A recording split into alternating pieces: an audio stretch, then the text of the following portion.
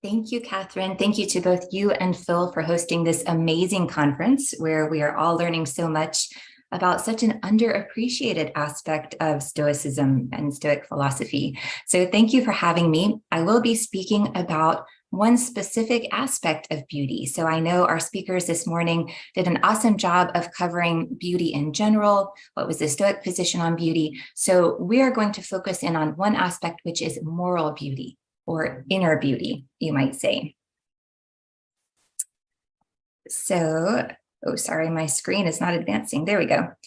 So the first part of the talk will be looking at what is moral beauty. So we'll start with the ancient Stoics, and we will move fast forward about 1600 years to the Earl of Shaftesbury in England. And then we'll come up to contemporary times. How can we approach moral beauty? What does it mean for us today? And then the second segment of the talk will be some suggestions for how we can cultivate moral beauty today and make our lives more beautiful. All right, so ancient Stoics on moral beauty. Again, we've already had a lot from our previous speakers, so I won't really dwell too much on this, but we've seen that virtue is beauty for the Stoics. Only the beautiful is the good. This was an idea from Chrysippus. Beauty is proportionality and functionality. So Eisted really presented this. David described how this might apply to architecture. We'll hear later on about how this applies to other external things. But for our purposes here, we are thinking about beauty as internal. So we have this big definition of beauty, but we can also apply it to the human character and say that this internal structure, and of course, we all know that the Stoics were really big on emphasizing consistency, internal harmony, constancy. This is all structured by virtue, right? And it's functioning as the best of a human being when we show wisdom and justice towards others, for example. So I like this quote from Cicero. And by the way, I'm relying on Eisted's book, The Stoic Theory of Beauty, which you saw earlier. But Cicero's quote is, "When used of the body, the word beauty refers to a nice configuration of the limbs together with a pleasant coloring." Okay, so we have kind of a physical equivalent here. But internally, similarly, beauty of mind means an evenness and consistency in the opinions and judgments. So our inner perspective, our inner outlook, together with certain toughness and stability, either following upon virtue or identical with it. So very closely related to virtue here. So we have this bigger conception of what beauty is and specifically how it applies to our inner lives. And of course, we have a quote from Seneca, which illustrates this really well. So this is from his Letters on Ethics. He says, "If we could examine the mind of a good man, oh, what a beautiful, what a sacred sight we would see. What grandeur, what calm would shine forth in it, and what constellations of the virtues. Justice on one side, courage on the other, moderation and prudence over there. Besides these, frugality, self-control, endurance, generosity, and cheerfulness would shed their light upon it, and human kindness. Foresight, too, and refinement, and most outstanding of all, greatness of spirit. What grace, and by God, what dignity would these bestow? How great its authority would be, and how much appreciated, beloved it would be, yet at the same time revered." So I love this because Seneca is, of course, he's describing virtue. These are things we would all recognize as a description, a pretty much standard description of virtue, wisdom, justice, temperance, moderation, the cardinal virtues, as well as some others like frugality, cheerfulness, endurance, which we would classify underneath the cardinal virtues, but he couches it in aesthetic terms, right? So grandeur and this idea of radiance, light, he uses several metaphors for light. So this kind of helps us to see virtue in a more concrete way. What does this actually look like? It can be very abstract, right? Talking about inner virtue. So this helps us to kind of visualize it and think about what would this actually mean in a person. So I really love Seneca's description here. And this is the idea that the Earl of Shaftesbury picked up on at the end of the 17th century in his writings on moral beauty. Now, Shaftesbury was extremely influenced by the Stoics. He tried to live as a Stoic, and you can still read his writings today. He kept a notebook where he strove to be like Marcus Aurelius and live according to virtue. But the idea that he really brought out in his life and in his writings, and that's relevant for us here, is moral beauty. So virtue is beauty. He said, beauty and good are the same. And he relied a lot on the idea of natural systems, the beauty of nature. So the idea that we heard earlier, where the cosmos is beautiful, it's a beautiful system, and humans are beautiful when we fit into this system in appropriate ways, right? We don't think we're more important than we actually are, or less important. We fit in appropriately. So Shaftesbury says, to deserve the name of good or virtuous, a creature must have all his inclinations and affections, his dispositions of mind and temper, suitable and agreeing with the good of his kind, or of that system in which he is included, and of which he constitutes a part. So again, this idea of fitting into our surroundings, our world, our cosmos, aligning ourselves with the bigger picture, not thinking that it's all about us. We're not the center of the earth, right? We're not the center of the world. And we're behaving in ways that are appropriate for what we are, right? Animals have their own virtue. A horse has its own virtue when it excels at doing what horses do. And likewise, humans are virtuous when we excel at doing what humans do best, which is being rational and sociable. So this idea of moral beauty is also internal harmony and consistency. We could describe this as integrity. And in fact, this is how Shaftesbury's intellectual biographer, Michael B. Gill, describes it. And I highly recommend this book. If you're interested in the topic, it's called A Philosophy of Beauty, an excellent read. He really goes through and examines what Shaftesbury meant by moral beauty. So there are two aspects of the integrity that is moral beauty, according to Michael B. Gill here, within the virtuous person and between the virtuous person and the rest of humanity. And I would also add the rest of the world, the cosmos. All the parts of the morally beautiful person harmonize with each other, and the morally beautiful person harmonizes with everyone else.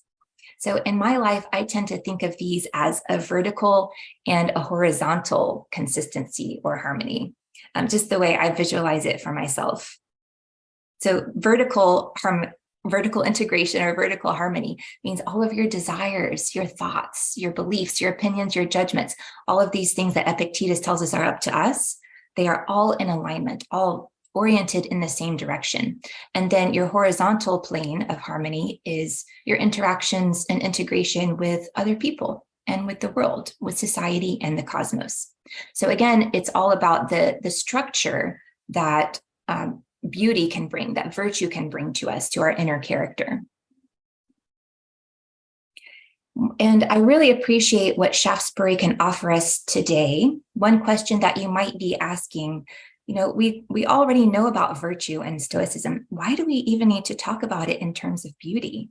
Why don't we just stick with describing it as virtue? What does beauty offer? So what I think Shaftesbury can bring to us today is that it makes virtue more attractive. You know, beauty is attractive, right?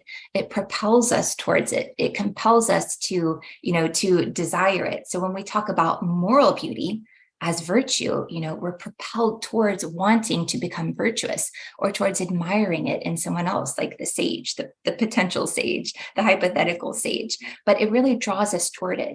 And I don't know about you, but as a practicing Stoic, it can sometimes be really difficult to stay oriented towards virtue, right? Sometimes it can seem like a slog or like a slap on the wrist. It's all about self-control or discipline or obligation, that kind of thing. Sometimes we tend to emphasize those in Stoicism, whereas beauty really draws us toward it. It's our motivation.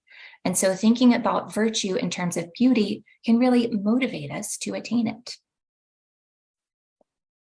Another reason for thinking about moral beauty is that it makes artistic appreciation a step toward virtue. So Shaftesbury was living in a milieu, like many of us today, where people were not necessarily so interested in virtue, right? But they were interested in beautiful things.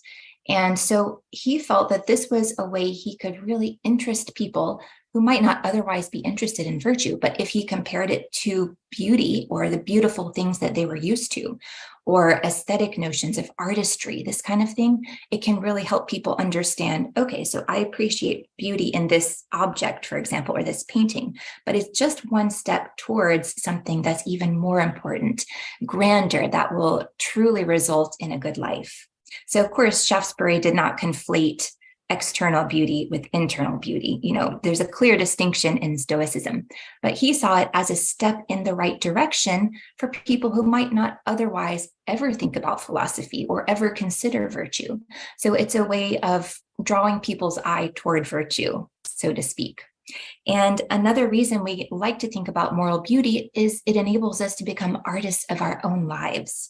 This is a really important metaphor that I will come back to at the end, but this was something Shaftesbury emphasized. He compared virtue to art, and of course, the Stoics called our lives the art of living, right? Virtue is the art of living. So Shaftesbury says, is there not a workmanship and a truth in actions? And he compared this to an artist creating a sculpture or a painting, again, to draw people from their existing knowledge of art towards something even greater, which would be virtue.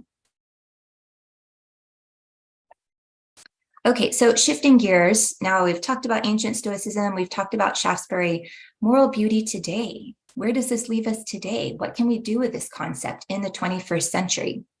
Well, I'm going to share some psychology research with you. And I always think it's interesting when contemporary psychology research corroborates what we've already discovered from philosophy or from practical Stoicism, applying this to our lives.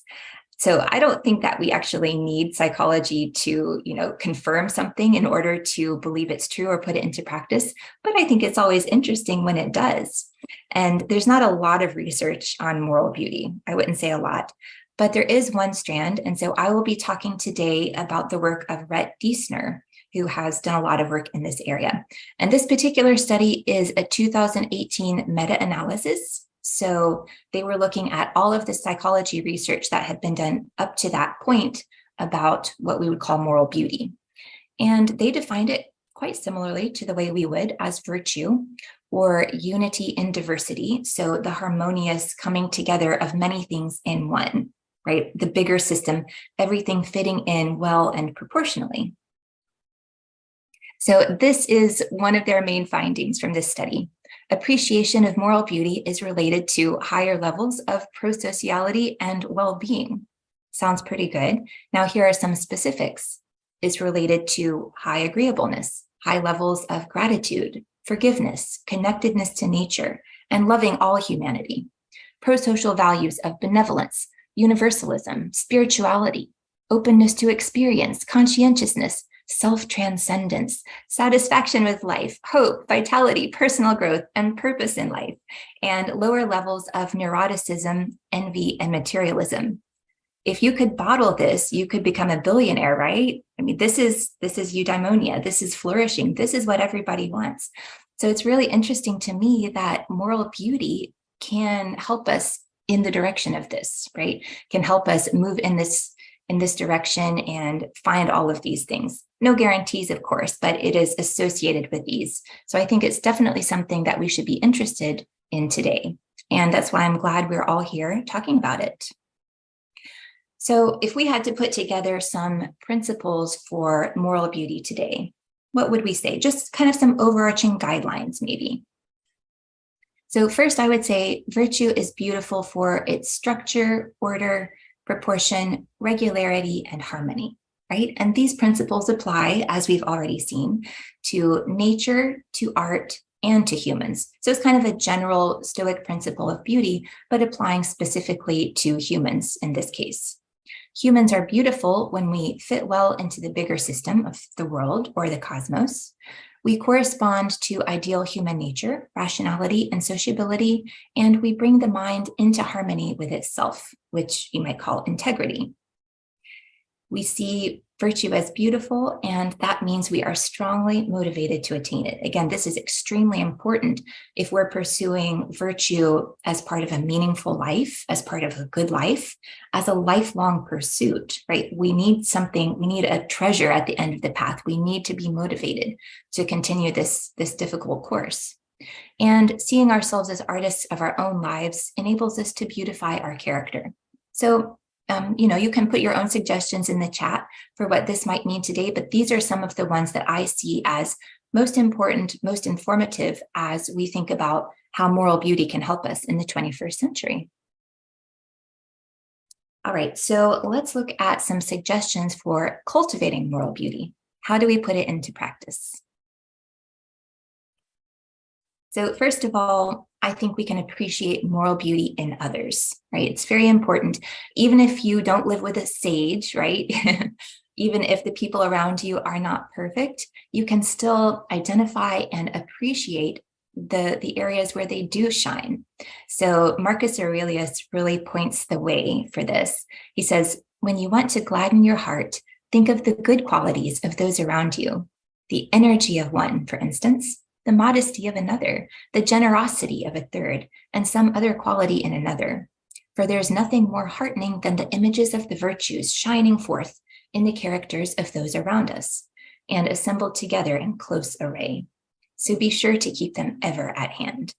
Now, Marcus Aurelius didn't think that everyone around him was perfect, as we can see from his other meditations, but he found a way to appreciate the beauty that did exist in the people around him. And we can also see this extensively in Book 1, where he made a long list of the virtues of the people he had known throughout his life. Learn to see beauty all around you. Now, we've talked a lot today about maybe beautiful objects, which we know to be indifferent, right? Beautiful artwork, beautiful homes, this kind of thing, it is indifferent. It is not necessary for a good life. That type of beauty is external to us, right? But we can still learn to appreciate beauty around us, even in places where others might not see it, right? So Marcus Aurelius, again, this is such an insightful quote. He says, if a person is endowed with sensibility and has a deep enough insight into the workings of the universe, he will find scarcely anything which fails to please him in some way by its presence. Such a person will view the gaping jaws of wild beasts with no less pleasure than the portrayals of them displayed by painters and sculptors. And he'll be able to see in an old woman or old man a special kind of mature beauty. And he lists a number of things like baking bread, ears of corn bending toward the earth, even foam dripping from the jaws of a wild boar, which most other people would not really consider beautiful. But because they are part of nature, we can see them as beautiful. So I think this is an important way in times, especially when, we may not feel beauty around us. Even in times of difficulty, the Stoic sage sitting in a jail cell, for example, would still be able to detect beauty around her. So we can learn to see beauty even where others wouldn't and become happier and appreciate the world around us in this way. And finally, we can learn to sculpt our own characters, just like Shaftesbury recommended. And of course, Epictetus recommended. He says, just as wood is the material of the carpenter and bronze that of the sculptor, the art of living has each individual's own life as its material. I absolutely love this metaphor because it kind of puts the power back in our hands to do something about our own lives. And if we see beauty as something that's unattainable, we feel like we can't reach it, that's no good. So this puts control back on us. Shaftesbury also adds, the wise and able man who with a slight regard to outward things applies himself to cultivate another soil, builds in a different matter from that of stone or marble, and becomes in truth the architect of his own life and fortune, by laying within himself the lasting and sure foundations of order, peace, ability, and concord. Right? So again, it's up to us to create these things in ourselves, to create our own inner beauty and keep sculpting our statue. All right, so thank you so much. You can find me at Stoicism for Humans, my new Substack, and at Stoicare, which is our nonprofit applying care, Stoicism as a philosophy of care. And thank you so much. Thank you so much, Brittany. Okay, everyone, jump into the chat and let's flood that chat with your applause emojis. There you go. Really a beautiful talk, as Roberto just said. Excellent share from Vanessa. Wonderful talk, says Anne. Hi, Anne. Yeah, really well done, Brittany. I have a question, just something that's been going on in my mind for you. I'll kick off first and then have another question from the audience. Brittany, so physical beauty, I think, is pretty easy to recognize. You don't need to do much work for that. You just kind of see it and it takes you over, I think. But recognizing moral beauty, especially in your example from the Marcus Aurelius quote, needs a bit of meditation, a bit of contemplation, some work to kind of think about how people around you are acting, etc. But I wonder whether there is an external sign. Is there anything like harmony of speech or gentle movement in the morally beautiful person, the way they engage with others, the way they comport themselves around a specific environment? Are there any external signs, or do we need to sit there and really pay attention? Well, yes, you really need to pay attention. Yeah, I mean, I think the way that a person treats other people around them is a sure sign of their inner beauty. If you see someone being rude to another person, that's, that person's definitely not a sage. Everyone has a bad day, of course. So I think what we would look for in our closest associates, the people that we are consistently around, so we can see patterns of behavior. So yeah, it's those patterns over time. I think there is a difference in a single moral act and the long-term characteristic that we might call moral beauty. I think moral beauty would appear over time. So you could, for example, see one person, helping somebody on the street and be inspired by that. But that wouldn't necessarily, in my view, you're not certain that that person has moral beauty, because they might turn around and do something that's unkind right after that. So I think for us to really be sure about moral beauty, we would need to have some long-term familiarity with the person's character, if that makes sense. But yeah, definitely looking for those patterns over time. Are they reliable? Are they kind to the people around them? Do they do their best? These kinds of things, I think, would be signs of moral beauty. Yeah. Thanks, Brittany. Roberto in the chat has a question for you. Hi, Roberto. Would you offer us an example of someone in the present time who might be a beautiful moral person? Yeah, again, I don't know people, we can point to celebrities or people who are well known who might be morally beautiful. I've heard Dolly Parton described as a secular saint. She does a lot of things for people. Fred Rogers, Mr. Rogers' Neighborhood, was described as a secular saint. I don't know them personally, so I don't know what they were like, when the camera was off or when they're not out in front of people. So I would hesitate to elevate someone that I don't know personally to this level, but I would say that we can really find role models in our own lives. So I can provide an example from my own life, which is my mother-in-law, who lives in Turkey. She doesn't know anything about Stoicism. She would not consider herself a Stoic, but she is such a kind and giving person, and has such a positive outlook on life. And I don't know, maybe if we go back to the idea of signs, how can we tell someone is morally beautiful? She has a very gentle spirit about her, very outgoing, and, just a giving person. So I think, we can all find somebody, or we can find a person with at least some good characteristics that we can strive towards and kind of incorporate into our own lives. Yeah. Thanks, Brittany. Christian Lee has a question for you. Christian's referring back to the Marcus Aurelius comment on finding beauty in everything around us. What role would the concept of purpose have in this sense of beauty? Are these things in nature beautiful? The foam of a boar, for example, because they are fulfilling their purpose? There has been a lot of discussion in the chat and during Massimo's and David's talks today. So I don't know if I have a lot to add. I personally do see a very functional element to beauty. And I think Shaftesbury would also argue, and the ancient Stoics too, of course, that as part of the larger system of the cosmos, even those things that we don't necessarily think of as beautiful, the bugs that are not very attractive, or the things that are not aesthetically pleasing to us, they do have a certain beauty because they do have their role to play in the larger system.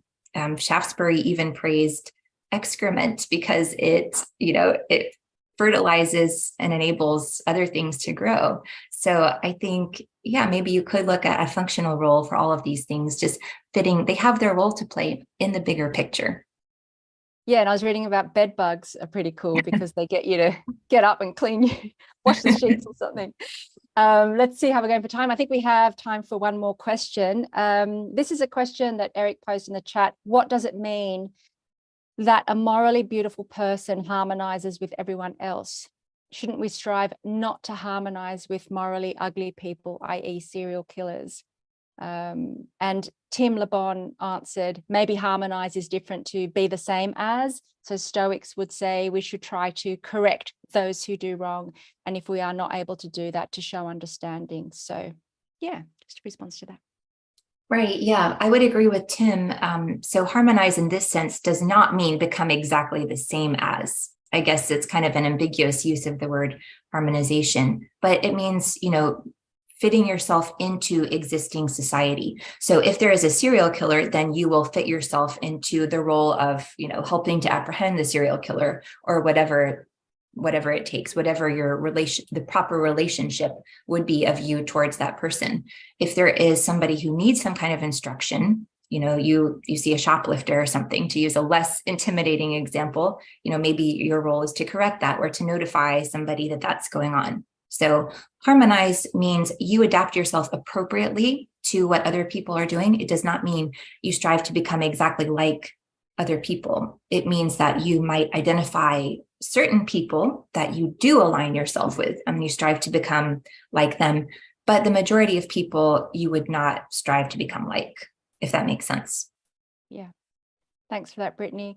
And I'll just take one more question from the chat. And this is David Feidler's question. Do you have an idea how the Stoics were able to define moral beauty as a harmony of the parts of the soul, when the Stoics also maintained that the soul was unified and didn't consist of parts? Well, that's a tricky one. Right. Yeah. So using the term parts, I mean, it's not as if your internal psyche is divided into parts in that sense. It's certainly not a Platonic sense. I mean, I'm thinking more of the way that Epictetus described it, judgments, opinions, thoughts, actions, all of these things that we talk about them separately.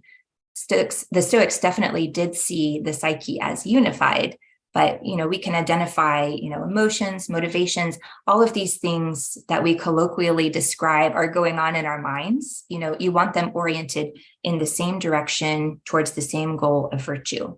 So no, certainly not parts, but, whatever term you want to use to describe our mental functions as being harmonious. Thanks, Brittany. Thanks for a truly inspirational talk, as always, Brittany. And thank you all for your questions in the chat and your generosity. Pop some more applause emojis in the chat. A round of applause in the room for Brittany Polat.